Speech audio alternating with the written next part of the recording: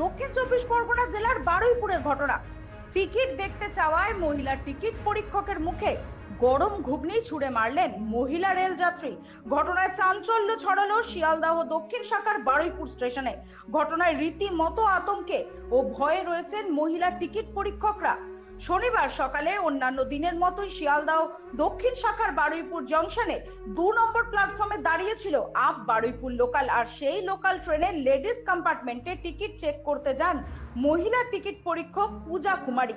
অভিযুক্ত মহিলা রেল যাত্রী ও তার আরো এক সঙ্গী সেই সময় লেডিস কম্পার্টমেন্টে বসে গরম ঘুগনি খাচ্ছিলেন। পাশ থেকে কিছু মহিলা রেলযাত্রী অভিযোগ করেন যে এরা সুভাষগ্রাম স্টেশন থেকে সিট দখল করে বসে আছে।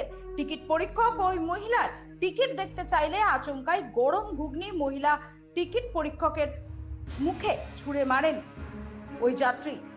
গরম ঘুগনি চোখে মুখে পড়ায় টিকিট পরীক্ষকের চোখ মুখ বিভৎস জ্বালা দিতে থাকে।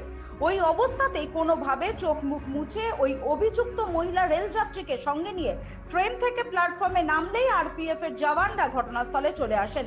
অভিযুক্ত মহিলা রেল যাত্রীর নাম জানা গিয়েছে সাইদা বিবি, বাড়ি সুভাষগ্রাম এলাকায়। তার কাছে সুভাষগ্রাম থেকে শিয়ালদাহের বৈধ টিকিট থাকলেও বারুইপুরে আসার কোনো বৈধ টিকিট ছিল না।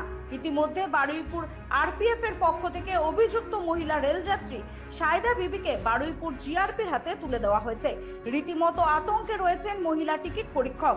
বারুইপুর জিআরপিতে অভিযোগ দায়ের করেছেন তিনি। অভিযুক্ত মহিলা রেলযাত্রী সাইদা বিবির দাবি তিনি ভুল করে ফেলেছেন, আর কোনোদিন এমন কাজ করবেন না। যদিও মহিলা টিকিট পরীক্ষক পূজা কুমারীর অভিযুক্ত মহিলা রেলযাত্রীর শাস্তির দাবি জানিয়েছেন।